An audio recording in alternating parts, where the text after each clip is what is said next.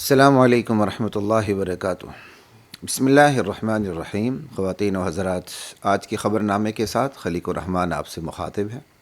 آج 15 دسمبر 2025 اپنے آخری مراحل میں داخل ہو چکا ہے اور 23 جمادی الثانیہ 1447 ہجری پیر کا دن ہے آج۔ ناظرین، آج میں نے آپ سے دو موضوعات پہ بات کرنی ہے۔ ایک علماء مشائخ کانفرنس کے حوالے سے جو اسلام آباد میں منعقد ہوئی اور جس کے مہمانان خصوصی فیلڈ مارشل جنرل حافظ محمد منیر صاحب تھے اور وزیر اعظم پاکستان۔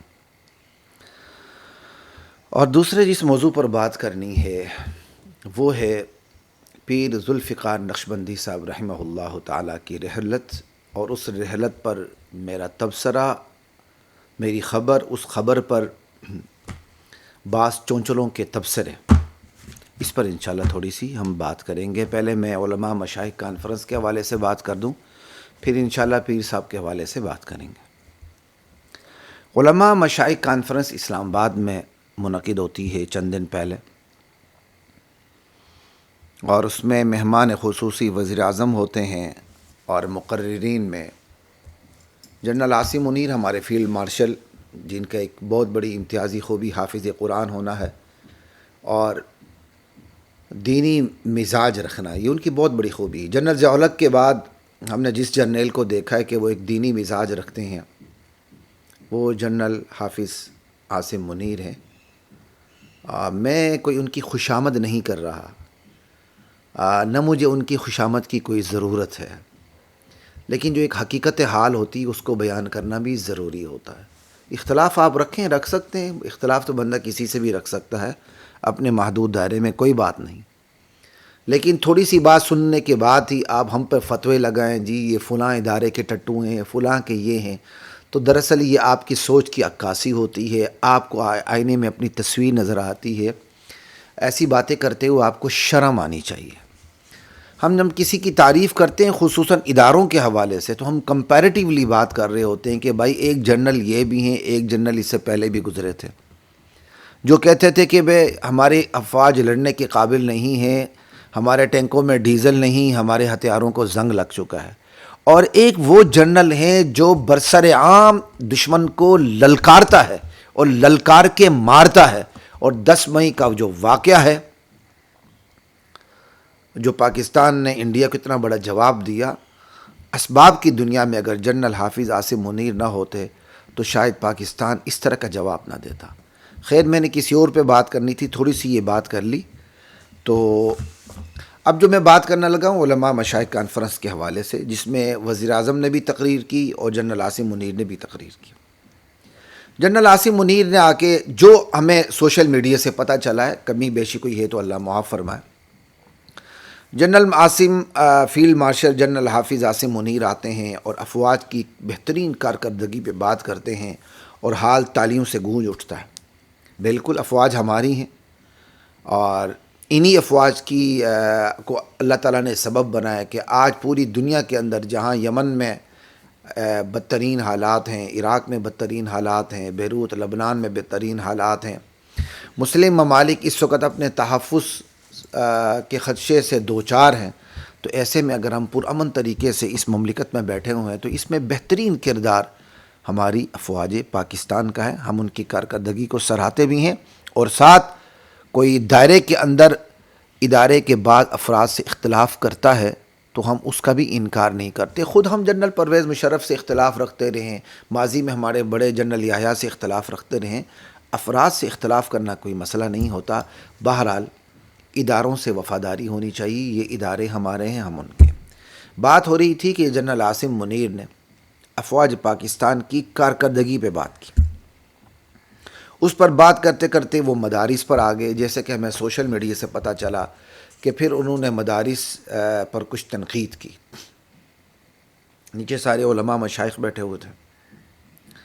بہرحال ہم اس پہ بات نہیں کریں گے کہ علماء مشائخ کون سے تھے، کس درجے کے تھے، کس سطح اور کس لیول کے تھے، ٹھیک ہے، علماء مشائخ بیٹھے ہوئے تھے۔ مدارس پہ بات ہوتی ہے، مدارس پہ تنقید ہوتی ہے جنرل صاحب کی طرف سے، اور اس میں یہ بھی بات آتی ہے کہ بھائی پاجامے سے پانچے سے ٹخنے اٹھانا ہی صرف دین نہیں ہے، دین اس سے آگے بھی ہے، ان ظاہری چیزوں میں دین محدود نہیں ہے۔ بہرحال جو انہوں نے انداز گفتگو اپنایا اس سے بعض علماء کو اعتراض بھی ہوا، ٹھیک ہے، اگرچہ وہ خود کہتے رہے کہ میرا یہ مقصد نہیں تھا، میں دین پہ تنقید نہیں کرتا، اور وہ استغفار بھی پڑھتے رہے، یہ بھی ان کے دینی مزاج کی میں دلیل سمجھتا ہوں، اچھی بات ہے، ٹھیک ہے جی۔ بہرحال مدارس پہ تنقید ہوتی ہے، اس کے بعد وزیر اعظم تشریف لاتے ہیں، وہ بھی اسی بات کو آگے بڑھا کے مدارس پہ تنقید کرتے ہیں۔ یہ تو ایک یعنی لب لباب یہی ہو گیا کہ ایک طرف افواج پاکستان کی کارکردگی بیان کی جاتی ہے اور دوسری طرف پھر مدارس پر تنقید بھی کی جاتی ہے، اور اسی تنقید کو ہمارے وزیر اعظم بھی آگے بڑھاتے ہیں۔ اگلی بات کی طرف چلتے ہیں، اور پھر اس ماحول کے اندر جو وہاں بہت درباری ملا بیٹھے ہوتے ہیں ان کی شدید نعرے بازی شروع ہو جاتی ہے، اور سوشل میڈیا کے تھرو جو ہمیں پتہ چلا وہ اس قدر شدید نعرے بازی ہوتی ہے کہ general field marshal general Asim Munir بھی اور وزیر اعظم محمد شہباز شریف بھی بیزار نظر آتے ہیں اس شدید نعرہ بازی سے۔ اصل میں بات یہی ہے نا کہ جب آپ جب اپنے منظور نظر لوگوں کو بلائیں گے تو پھر ایسے ہی ہوگا جناب، آپ کو پھر متانت نظر نہیں آئے گی۔ میں ہر ایک کی بات نہیں کر رہا، عمومی طور پہ بات کر رہا ہوں۔ پھر متانت نظر نہیں آئے گی، پھر سنجیدگی نظر نہیں آئے گی، پھر آپ کو اسلام کا وقار نظر نہیں آئے گا، کیونکہ اسلام کے جو صحیح نمائندگی کرنے والے ہیں ان کو آپ نے ترتیب سے نہیں بلایا۔ میں ہر ایک کی بات نہیں کر رہا، وہاں مولانا ولی اللہ توحیدی جیسے بھی موجود ہے، واقعی اسلام کے نمائندہ ہے۔ میں ایک عمومی بات کر رہا ہوں کہ جب آپ نے ایک ہجوم اکٹھا کرنا ہے اور اس میں علماء کو بلانے کا جو پیرامیٹرز جو آپ نے رکھے ہیں، تو اور جس طرح کی آپ کی تاریخ ہے پیرامیٹرز کی، تو پھر آپ کو وہ درباری ملا ہی ملیں گے جو آپ کی چھوٹی چھوٹی باتوں پر اتنی شدید نعرہ بازی کریں گے کہ آپ کو بھی برا لگے گا، ٹھیک ہے جی۔ پھر جنرل عاصم منیر اور وزیر اعظم شہباز شریف کی تقریر کے بعد تبصرے بھی ہوتے ہیں، ان تبصروں میں بھی کسی کو جرأت نہیں ہوتی کہ وہ کوئی اصلاح کی بات کرے، جیسے کہ سوشل میڈیا پہ یہ چیزیں سامنے آئی، میں اسی کو آپ کے سامنے رکھ رہا ہوں۔ پھر سوال جواب بھی شروع ہوتے ہیں، اور سوشل میڈیا کے مطابق سوال بھی منتخب اور سوال کرنے والے بھی منتخب، ایسے ہی روٹین میں اس قسم کی مجالس میں ایسے ہی ہوتا ہے، سیکورٹی کو پیش نظر رکھ کر، بہت سے معاملات کو پیش نظر رکھ کر سوال کا بھی انتخاب ہوتا ہے، پھر سائلین کا بھی انتخاب ہوتا ہے، سائلین سوال کرنے والے بھی، سائلین ہاتھ بھیک مانگنے والے بھی، ٹھیک ہے نا۔ تو بہرحال یہ سارے سلسلے چلتے رہے، لیکن ان سوال و جواب کے دوران مولانا ولی اللہ توحیدی جو غالباً قبیلہ کوستان سائٹ کے جمعیت علماء اسلام کے امیر ہیں، ذمہ دار ہیں، انہوں نے کوشش کی کہ ان کو مائک دیا جائے اور وہ بات کریں۔ انہیں مائک نہیں دیا گیا، تو پھر چونکہ ماشاءاللہ ان کی قدرتی طور پر آواز بلند تھی، تو انہوں نے بغیر مائک کے ہی آواز بلند کرتے ہوئے فیلڈ مارشل جنرل حافظ عاصم منیر صاحب کو اپنی طرف متوجہ کر لیا۔ اللہ اکبر۔ اور انہوں نے پھر جنرل عاصم منیر صاحب سے کہا کہ بھائی یہ اسلوب بہتر نہیں ہے، آپ نے پانچوں کے حوالے سے بات کی کہ ٹخنوں سے پانچے اوپر کرنا، یہ تو سنت رسول ہے، آپ نے بات کی تو تھوڑا سا اس اسلوب کو آپ بہتر کرتے تو زیادہ اچھا تھا۔ اس پر جنرل عاصم منیر استغفار پڑھتے رہے اور وہ اپنی صفائی دیتے رہے کہ دین پر تنقید میرا مقصد نہیں ہے، اور واقعی دین پر تنقید جنرل عاصم منیر کا مقصد نہیں ہو سکتا، یہ بھی میرا دل اس پہ گواہی دیتا ہے۔ بہرحال مولانا ولی اللہ توحیدی نے اپنی آواز بلند کی اور بڑی جرأت کے ساتھ انہوں نے جنرل عاصم منیر کے اسلوب کلام سے اپنا اختلاف نوٹ کروایا، اور یہ حق تھا ان کو کہ وہ اپنے اختلاف نوٹ کروائیں۔ حدود کے دائرے کے اندر یہ اجازت بہرحال ہر شہری کا حق ہے۔ حضرت عمر کے سامنے نیچے بیٹھے ہوئے بات کر سکتے ہیں کہ یہ چادر آپ کا سوٹ مکمل نہیں ہوتا، یہ چادر آپ کو زائد کہاں سے ملی؟ تو حضرت عمر باقاعدہ صفائی پیش کرتے ہیں، میرے بیٹے نے اپنی چادر مجھے دی تب میرا سوٹ مکمل ہوا ہے۔ تو پھر یہ حق بہرحال سب کو ہونا چاہیے، اور اس حق کو مولانا ولی اللہ توحیدی صاحب نے بڑے اچھے طریقے سے استعمال کیا۔ بہرحال سنا مولانا ولی اللہ توحیدی صاحب نے یہ بھی بات کی کہ آپ حضرات نے مدارس کو نشانے پہ رکھا، مدارس پہ تنقید کی، حالانکہ پورے معاشرے کے اندر کرپشن جو ہے وہ یونیورسٹیز کے فارغ التحصیل لوگوں کا ہے. تو آپ نے اس حوالے سے کیا اقدامات کیے ہیں؟ بڑا اچھا سوال تھا. اگلی بات انہوں نے یہ کی کہ آپ مدارس پہ جدید تعلیم چاہ رہے ہیں. تو یہ بتائیے کہ آپ جدید تعلیمی اداروں کے اندر آپ نے دینی تعلیم کا کتنا بندوبست کیا ہے؟ یہ بھی بڑا کمال کا سوال تھا. بہرحال اس پہ پھر ایک کلیپنگ ہوئی، تالیاں اور گونج، اس میں پھر سب کی آوازیں دب گئیں، اللہ اکبر. اور اس کے ساتھ ہی پھر کیا کہتے ہیں علماء مشائخ کانفرنس سنا ہے کہ بغیر دعا کے اختتام پذیر ہو گئی. اچھا جی، یہ تو تھا ایک پورا ایک سنیریو جو سوشل میڈیا پہ علماء مشائخ کانفرنس کے حوالے سے پیش کیا گیا. اب آگے چلتے ہیں.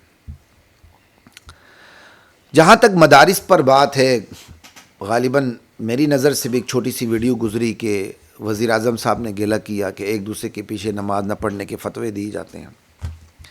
تو ویسے وزیر اعظم صاحب کے متعلق میں بات کروں کہ خود وزیر اعظم اور ان کا خاندان اب بریلوی مزاج رکھتا ہے. ٹھیک ہے، میں خیال اتنی ہی بات کافی، اس سے زیادہ میں بات نہیں کرتا. اور جہاں تک جنرل عاصم منیر کی بات ہے، چونکہ یہ دیوبند مدرسے سے پڑھے ہوئے ہیں اور ہمارا حسن ظن یہی ہے کہ یہ ایک دینی اور دینی کے ساتھ ساتھ روشن مزاج، دیوبندی مزاج رکھتے ہیں. یہی وجہ ہے کہ وہ استغفار بھی پڑھتے رہے اور انہوں نے کوئی مولانا ولی اللہ توحیدی صاحب کو کوئی کرخت جواب نہیں دیا، بلکہ وہ اپنی وضاحت کرتے رہے. اب میں آتا ہوں ذرا مشوروں کی طرف. میں اداروں کو بھی مشورہ دینا چاہتا ہوں اور افراد کو بھی، جو طاقتور افراد ہیں ان کو بھی مشورہ دینا چاہتا ہوں. آپ نے افواج کی تعریف کی، ضرور کریں. افواج کی تعریف ہماری تعریف ہے، ہماری تعریف افواج کی تعریف ہے. ہم ایک دوسرے کے لیے دست و بازو ہیں. قوم افواج کے ساتھ کھڑی اور افواج وہ قوم کے دم قدم سے ہے. ٹھیک ہے جی، قوم نہیں تو افواج نہیں ہے، اور افواج ہیں تو قوم کی حفاظت ہے، کوئی شک نہیں. آپ افواج کی تعریف کریں، آپ کو حق ہے. پھر آپ سپہ سالار ہیں، آپ کو زیادہ حق ہے. لیکن جس طرح آپ نے افواج پاکستان کی کارکردگی پیش کی، بالکل اسی طرح جب آپ مدارس پہ بات کرتے تو مدارس کی کارکردگی پر فیلڈ مارشل صاحب آپ کو گفتگو کرنی چاہیے تھی. پاکستان بننے کے بعد سے لے کر آج تک اس ریاست میں دین کا جتنا بھی کام ہوا ہے وہ پرائیویٹ سیکٹر میں ہوا ہے، وہ ان مساجد اور مدارس کے ذریعے ہوا ہے. انہوں نے لوگوں سے چندے مانگ مانگ کے وہ صورتحال جو انگریز کے دور میں تھی، کہ انگریز کے دور میں مسلمان اپنے دنیاوی کالج چلانے کے لیے بھی، جیسے حمایت اسلام کالج ہے، دیگر کالج چلانے کے لیے بھی باقاعدہ چندے مانگا کرتے تھے، لوگوں سے آٹا لیا کرتے تھے، مختلف قسم کی امدادی چیزیں وصول کیا کرتے تھے. بالکل اس سے بھی بہتر طریقے کے ساتھ مدارس نے ان سے زیادہ مشکلات سہ کر یہاں دین پر آنچ نہیں آنے دی، یہاں صلیبیت کو غالب نہیں ہونے دیا، مسلط نہیں ہونے دیا. اس سب کانٹیننٹ میں، اس بر صغیر پاک و ہند میں پاکستان بننے کے بعد بھی یہ صورتحال برقرار رہی کہ ریاست نے دینی تعلیمات کی ترویج میں کوئی کردار ادا نہیں کیا، بلکہ مکمل طور پر حد میں دلچسپی دکھائی. مجبوراً علماء خود میدان میں آئے اور پرائیویٹ سیکٹر میں اتنا بڑا کام کیا. جنرل صاحب آپ کو چاہیے تھا کہ آپ نے جس طرح افواج پاکستان کی کارکردگی سامنے رکھی، آپ کو اسی سانس میں مدارس کی بہترین کارکردگی کو سامنے رکھنا چاہیے کہ یہ مدارس کا جگر ہے کہ بغیر کسی مدد کے اتنا بڑا کام کیا ہے. آج جتنے بھی دین کی تحریکیں ہیں، دین کے مراکز ہیں، یہ مدارس کے دم قدم سے ہیں.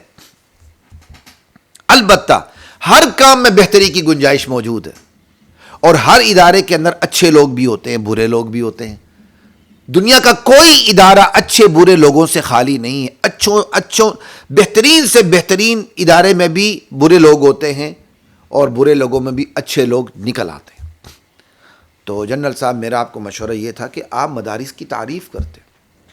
ہاں پھر جہاں بہتری کی گنجائش ہے، اللہ تعالیٰ نے آپ کو اس ملک میں ایک اختیار دیا، اقتدار دیا، تو پھر آپ مشورہ دیتے کہ مدارس میں یہ کام ہونے چاہیے، اور ہر کام میں بہرحال بہتری کی گنجائش موجود ہے. ایک مشورہ. دوسرا مشورہ جو میں یہ دینا چاہتا ہوں اداروں کو اور ادارے کے سرکردہ افراد کو، کہ اپنی حمایت میں باکردار ملا رکھیں.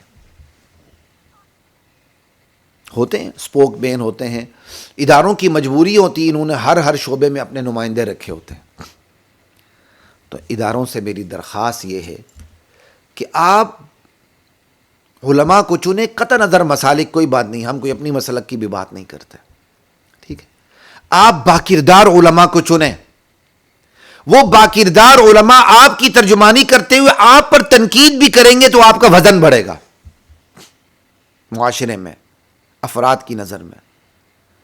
اگر آپ اپنی ترجمانی کے لیے کردار سے گرے ہوئے ملاز کو کا انتخاب اگر آپ کریں گے تو خدا کی قسم سینے پر یہ تحریر لکھ دیجئے، وہ بھلے 1000 آپ کی تعریفیں کریں، لاکھوں طلبہ کو آپ کی ہدایت میں لانے کا اعلان کریں، چونکہ وہ اس سطح کے لوگ ہی نہیں ہیں تو ان کی تعریف بھی آپ کے خلاف تنقید میں ہی تصور ہوگی سماج کی نظر میں، کیوں اس کے سماج کو اچھی طرح پتا ہے کون سا ملا باکردار ہے، کون سا ملا علمی اور عملی سطح پر ہے اور کون سا ملا علمی اور عملی سطح پر نہیں ہے. تو میرا اداروں کے طاقتور افراد کو مشورہ یہ ہے کہ اپنی ترجمانی کے لیے باکردار ملا کو چنیں. وہ آپ پہ تنقید بھی کرے گا تو آپ کے حق میں بات جائے گی، اور جو اس سطح کا عالم نہیں ہوگا وہ آپ کی تعریف بھی کرے گا تو وہ تعریف آپ کے حق میں نہیں جائے گی. آپ ایک محدود دائرے میں کرسیوں میں بیٹھ کر خوش تو ہو جائیں گے، لیکن سماج کی حمایت جو آپ کا مقصد ہے وہ آپ کی طرف متوجہ نہیں ہوگی. بہرحال، اور اگلی بات جو میں اہل اقتدار کو مشورہ دینا چاہتا ہوں وہ یہ ہے اولی الامر منکم، جن کے ہاتھ میں معاملات ہیں. ایک ہے دین کا معاملہ، ایک ہے اقتدار کا معاملہ. اقتدار کے معاملات رکھنے والوں کو بھی جن کے ہاتھ میں دین کے معاملات ہیں ان سے پوچھ کے چلنا چاہیے. تو اہل اقتدار کو چاہیے کہ جس طرح وہ خود اولی الامر ہیں اسی طرح وہ علماء کو اولی الامر تسلیم کریں، صرف نام سے نہیں کام سے.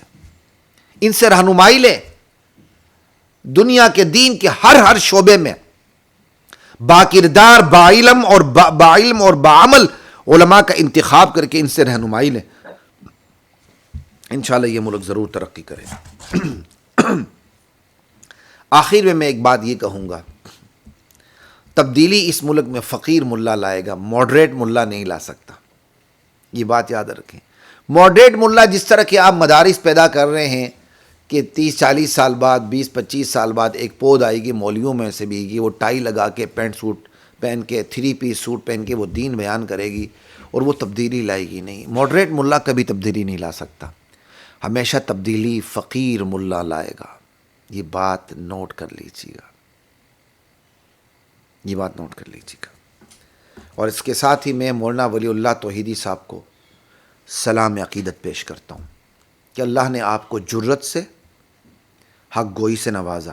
اللہ آپ کی اس حق گوئی کو اپنی بارگاہ میں قبول فرمائے. ایک تو آپ نے کام اچھا کیا، دوسرا آپ کا نام بھی بہت اچھا ہے. ہمیں آپ سے ویسے ہی انسیت ہو گئی، ساتھ توحید ہی لگا ہوا ہے. توحید یہ تو بنیاد ہے اور اصل کام ہی توحید پر ہے. اس وقت جو نظریاتی انحراف پھیلا ہوا ہے اسی کے نتائج ہیں، فرد سے لے کر سماج سے لے کر معاشرے سے لے کر آگے ریاست کی کرسی تک جتنا بھی بگاڑ پیدا ہوا ہے دراصل اس کا آغاز ہی نظریاتی انحراف سے ہوا ہے. علماء کو اسی نظریاتی انحراف پر توجہ دینے کی ضرورت ہے. تبدیلی تبھی اور جبھی ممکن ہوگی. اللہ اکبر. مولانا ولی اللہ توحیدی نے جس جرت کا مظاہرہ کیا اس سے مجھے وہ شعر یاد آ گیا، شاید اقبال کا ہے، فطرت کے مقاصد کی کرتا ہے نگہبانی، یا بندہ صحرائی یا مرد کو ہستانی. ٹھیک ہے، اللہ تعالیٰ آپ کی اس جرت کو قبول فرمائے. اور ایک دلچسپ بات، شرکا سارے فیلڈ مارشل کی طرف متوجہ تھے، وزیر اعظم کی طرف نہیں. کیوں؟ شرکا کو بھی پتہ تھا طاقت کا محور وزیر اعظم نہیں ہے، سپہ سالار ہے. اور ہمارے ملک کی یہی روایت رہی ہے. یہ تو تھی جی بات علماء مشائخ کانفرنس کے حوالے سے. اب دوسری بات کی طرف چلتے ہیں جس کی میں نے آپ سے بات کی. پیر ذوالفقار نقشبندی صاحب، چونکہ میں مولانا نہیں کہتا کیونکہ وہ مولانا نہیں تھے، پہلی بات ہے. میں ان پہ تنقید نہیں کر رہا، میں حقیقت بتا رہا ہوں. میرے والد صاحب کا قائم کردہ ادارہ جامعہ ضیاء العلوم بیگم پورہ لاہور، مولانا احمد علی لاہوری رحمۃ اللہ علیہ کے بعد قرآن کو ترتیب سے اور تسلسل سے مرکز لاہور میں اگر کسی نے بیان کیا ہے تا دم حیات، وہ میرے والد تھے مولانا لطیف الرحمن رحمہ اللہ تعالی. بعد میں اور بہت سے لوگ بھی آئے. مولانا احمد علی لاہوری رحمۃ اللہ علیہ کے بعد تسلسل کے ساتھ قرآن کی تعلیم کو عام کرنا اور الحمدللہ سے والناس تک باقاعدہ عوامی دروس کی شکل میں درس دینا، مولانا احمد علی لاہوری رحمۃ اللہ علیہ کے بعد یہ کام اللہ تعالیٰ نے لاہور میں میرے والد مرحوم سے لیا، مولانا لطیف الرحمن رحمہ اللہ تعالی. ذوالفقار نقشبندی صاحب یو ٹی میں زیر تعلیم تھے، وہ ہمارے مدرسے میں آئے، باقاعدہ ان کی یہ ویڈیو بھی ملتی ہے جس میں وہ غلطی سے کہتے ہیں کہ چترال کے عالم. میرے والد صاحب چترال کے نہیں، میرے والد صاحب گلگت کے، ہم مرکز گلگت سے تعلق رکھتے ہیں. ٹھیک ہے جی. تو بعد میں شاید ان کو کسی نے بتایا تو وہ بعد میں ان کی شاید اور ویڈیوز بھی ملتی ہیں، اب گلگت کا نام لیتے ہیں. پرانی ویڈیوز میں وہ ساون چترال کہتے رہے، ٹھیک ہے، لیکن ضیاء العلوم کا نام بھی لیتے ہیں. تو ضیاء العلوم سے تو بڑے بڑے شیوخ پڑھ کے گئے ہیں بھائی. جامعہ شرفی کے اس وقت کے شیخ الحدیث مولانا یوسف صاحب میرے والد صاحب کی شاگرد ہیں، شرح جامی تک انہوں نے میرے والد صاحب سے پڑھی ہے. میں اس لیے بات کر رہا ہوں کہ سوشل میڈیا پہ میں نے چھوٹی سی تحریر لکھی تو پیچھے لوگوں نے تنقید بھی شروع کر دی کہ جی اپنے والد کا تعارف کروا رہے ہیں. ایک بات یاد رکھیں، مجھ پر 1000 تنقید کریں برداشت ہوگی، لیکن اگر آپ نے میرے باپ کے حوالے سے کوئی بات کی تو میں وہی بات کروں گا. پھر میں شاید وہ مدرسے کے کسی خادم کے دائرے میں نہیں رہوں گا، میں اس سے باہر آ کر آپ کا علاج کروں گا انشاءاللہ جو مجھ سے ممکن ہو سکا. اس لیے والدین کے بارے میں اپنی اوقات میں رہ کر مجھ سے بات کرنا، ورنہ اگر میں اپنی حدود سے باہر گیا تو اس کا گناہ بھی آپ کے سر ہوگا. یہ ایک وارننگ میری طرف سے نوٹ کر لیں، ٹھیک ہے. پھر میں تمہاری اوقات کو اس طرح باہر لاؤں گا کہ تم دنیا میں جی نہیں سکو گے. ایک بات یہ یاد رکھنا. اسی طرح آپ میرے والد صاحب کی بات کرتے تو میں آپ کو یہ بھی بتا دوں، جامعۃ الرشید والے مفتی عبدالرحیم بھی میرے والد صاحب کے امتحانی شاگرد ہیں. بڑے بڑے شیوخ میرے والد صاحب کے شاگرد رہے ہیں. میرے والد صاحب کا وہی اسلاف کا طریقہ تھا، اپنے آپ کو گمنامی میں رہ کر علمی دنیا میں ایک کام کرتے تھے. علمی دنیا میرے والد مرحوم کو بہت اچھی طرح جانتی ہے. مولانا ذوالفقار صاحب نے چند کتابیں ہمارے مدرسے میں پڑھی ہیں. وہ عالم دین نہیں تھے، اس لیے میں ان کو مولانا نہیں کہتا. ابھی مولانا اگر میرے منہ سے نکلا تو غلط نکلا. پیر ذوالفقار صاحب تصوف کی دنیا میں ایک تھے، ٹھیک ہے، اچھی بات ہے.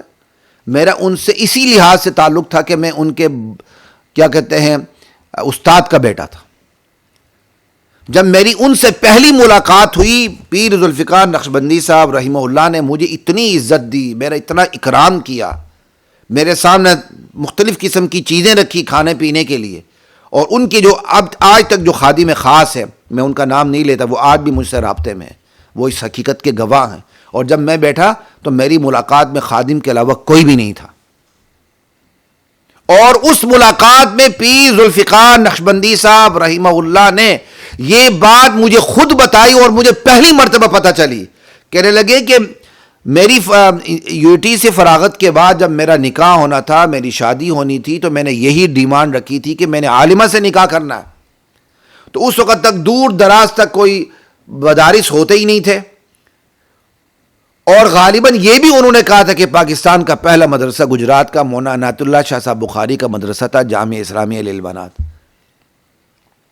اور انہوں نے خود اللہ ذوالجلال کی قسم مجھے خود بات بتائی کہ میری اہلیہ گجرات کے مولانا عنایت اللہ شاہ صاحب بخاری رحمۃ اللہ علیہ کے مدرسے کی فاضلہ عالمہ ہیں. یہ پیر صاحب نے مجھے خود بات بتائی ہے. اب اس میں بتائے کون سی حیاتیت کا چکر آ گیا، کون سی مماتیت کا چکر آ گیا.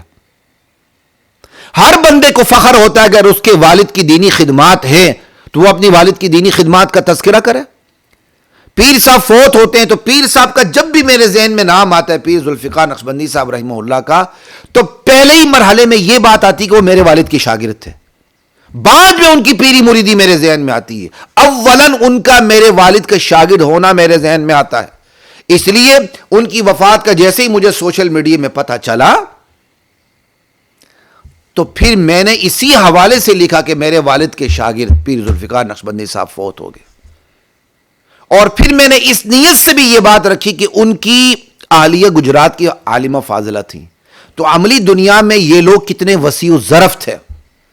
ہمیں بھی اسی طرح وسعت ظرفی دکھانی ہے, ایک دوسرے کو برداشت کرنا ہے, حیات ممات کو کفر و اسلام کا مسئلہ نہیں بنانا. یہ تھا میری تحریر کا مقصد. میری تحریر میں یہ کہاں لکھا ہے کہ وہ مماتی تھے؟ میں جب بھی بات کرتا ہوں حیاتیت مماتیت کے حوالے سے میں جوڑنے کی بات کرتا ہوں, میں توڑنے کی بات نہیں کرتا. کیوں کہ میرے اساتذہ میں اور میرے والد کے اساتذہ میں حیات ممات سے تعلق رکھنے والے دونوں علماء شامل ہیں. اور بلکہ میں حیاتی مماتی اصطلاح کو مانتا ہی نہیں ہوں, چونکہ ایک اصطلاح چل چکی ہے تو تعارف کے طور پر اس پہ بات کرنی پڑتی. جیسے میں شادی کو نہیں مانتا, اسلام میں شادی نہیں ہے, اسلام میں نکاح ہے, لیکن شادی پر بات کرنی پڑ جاتی ہے. جب شادی کا لفظ کہیں استعمال کرنا ہی پڑ جاتا ہے تو پھر شادی کا لفظ استعمال کرتے ہیں. وغیرہ اسلام میں شادی نہیں, اسلام میں تو نکاح ہے. اسی طرح میں حیات ممات کے لفظ سے بھی اختلاف کرتا ہوں, یہ کوئی فقہی اصطلاح نہیں ہے, لیکن چونکہ یہاں کے بہت سے لوگوں نے اس کو اصطلاح بنا لی اور اپنی پہچان بنا لی ہے, لہذا مجبوراً بات کرنی پڑتی ہے. پیر ذوالفقار نقشبندی صاحب رحمہ اللہ کی وفات پر, چونکہ میں نے پہلے ہی بتایا پیر صاحب کی جب بھی بات آتی میرے ذہن میں پہلی بات یہ آتی کہ میرے والد کے شاگرد ہیں. اور جب میری ان سے ملاقاتیں رہیں, اسی نسبت سے ملاقاتیں رہیں کہ میں ان کے استاد کا بیٹا ہوں, اور خود انہوں نے مجھے یہ باتیں بتائیں جو میں نے آپ کو بتائی کہ ان کی اہلیہ کہاں کی فاضل ہے. تو یہ باتیں بتانے کا مقصد یہی تھا. میرے والد صاحب جمعیت ارشاد توحید و سنت لاہور کے بانی امیر تھے, جن کو امیر شیخ القرآن مولانا غلام اللہ خان رحمہ اللہ نے بنایا تھا. اور میرے والد صاحب جب تک جامع اشرفیہ لاہور میں عظیم دینی درسگاہ ہے, جب تک یہاں تقریری امتحان ہوتے رہے دور حدیث تک, میرے والد صاحب تقریری امتحان لینے جامع اشرفیہ جایا کرتے تھے. اور بڑی کتب کے فنون کے اور بڑی کتب کے امتحان میرے والد صاحب رحمہ اللہ لیا کرتے تھے. بڑوں میں یہ چیزیں نہیں تھیں. میرے والد صاحب دارالعلوم تعلیم القرآن سے دورہ تفسیر کیا, شیخ القرآن سے, اور میرے والد صاحب نے 8-10 سال دیوبند ثانی دارالعلوم حقانی میں پڑھا. اور میرے والد محترم شیخ الحدیث مولانا عبدالحق صاحب رحمہ اللہ تعالی بانی دارالعلوم حقانی اکوڑا خٹک, جو مولانا سمیع الحق صاحب کے والد تھے اور جو اس وقت وفاق کے سینئر نائب صدر مولانا انوار الحق صاحب کے بھی والد ہیں. میرے والد صاحب ان کے شاگرد رشید ہیں. میرے والد صاحب ہر کلاس میں ہر جماعت میں پہلے نمبر پر آتے رہے. آج بھی میرے والد صاحب کا نام وہاں دارالحدیث میں موجود ہے. ہم ایک ایسا خاندانی پس منظر رکھتے ہیں کہ ہم اپنے پس منظر کو بھی سامنے رکھتے ہوئے حیات ممات میں تعصب سے کام نہیں لیتے. البتہ ترجیح ضرور رکھتے ہیں اور ڈنکے کی چوٹ پر کہتے ہیں کہ اللہ کی نبی کی زندگی اس وقت خدا پاک کی قسم دنیاوی زندگی نہیں ہے, نہ دنیاوی زندگی جیسی ہے, بلکہ اللہ کے نبی کی زندگی جو اس وقت کی زندگی ہے وہ دنیا کی زندگی سے اعلیٰ, افضل, برتر, جنت والی زندگی, برزخ والی زندگی. ہم محض دنیا جیسی زندگی یا دنیا کی زندگی کہنا نبی علیہ السلام کے مرتبے کے مطابق نہیں سمجھتے, بلکہ ہم جو زندگی سمجھتے ہیں وہ نبی علیہ السلام کے مرتبے کے مطابق سمجھتے ہیں. وَلَلْآخِرَةُ خَيْرٌ لَكَ مِنَ الْأُولَىٰ. اور آج کل کی یہ چونچلے, یہ ڈھولے شاہ کے چوہے جن کو خود حیات ممات کا پتہ نہیں, جو ہمارے سامنے ایک جملے کی عبارت نہیں بڑھ سکتے, ترکیب نہیں کر سکتے, وہ آ کے سوشل میڈیا پہ بکواس کرتے ہیں. جن کو اپنا مقعد دھونا نہیں آتا وہ آ کے ہم پر بکواس کرتے ہیں. ہمارا خود تجربہ 25 سال کم و بیش میرا تدریس کا تجربہ ہے, اولا سے لے کر دور حدیث تک, حدیث کی کتابوں سے لے کر فنون کی کتابوں تک, فقہ, اصول فقہ, نحو, صرف. میرے اساتذہ الحمدللہ میری کارکردگی کیا بہت اچھی طرح جانتے ہیں. ہم نے عام معذرت کے ساتھ ہم نے عام صاحبزادوں کی طرح زندگی نہیں گزاری. میں رات 12 بجے اپنے گھر جاتا تھا مطالعہ کر کے. ہم نے اس طرح پڑھا ہے.